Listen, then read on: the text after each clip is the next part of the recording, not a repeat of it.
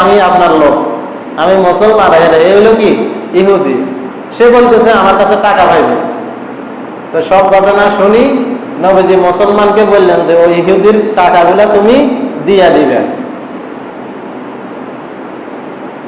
সে নবীজির বিচার মানল না। হযরত ওমর রাদিয়াল্লাহু তাআলা আনহুর কাছে গিয়া বলতেছে, হে ওমর ভাই, এমনি এমনি ঘটনা, এই বিচারটা করে দেন। বলতেছে আগে কেউ বিচার করছেনি? মুহাম্মদ সাল্লাল্লাহু আলাইহি সাল্লাম বিচার করছে। কি করছে? কইছে আমি যেন তার টাকাটা দিয়ে দিই, এটা আমি মানি না। বলতেছে ঠিক আছে, আমি বিচার করো, তুমি একটু বলো, আমি একটু আসি। ঘরের ভিতরে যাইয়া তরবারি, ওই খামের ভিতর থেকে তরবারি বাইর করে আনছে। আনি ওই মুসলমান জিগা এক কোবে দুই খণ্ড করিয়ে লাইছে। চারিদিকে ছড়াই গেছে, হযরত ওমর মুসলমান মারিয়া লাইছে, মুসলমান মারিয়া লাইছে। ইন্নাল মুনাফিকিনা ইউখাদিউনাল্লাহ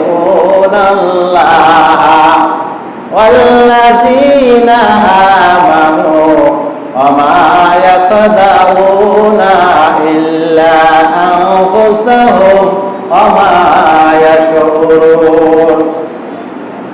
ওমর কোন মুসলমান মারে নাই, সে মারছে একজন মুনাফিক, টাটকা মুনাফিক মারছে।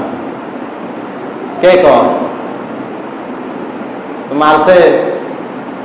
হযরত ওমরও বিচার করছে না, আল্লাহ খুশি হয়েছে না বেজার হয়েছে?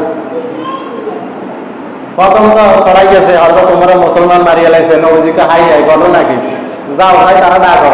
এর মধ্যে আয়াত নাযিল হয়েছে যে হযরত ওমর কোন মুসলমান মারে নাই। কি মারছে? কন্যাকা মুনাফিক মারছে।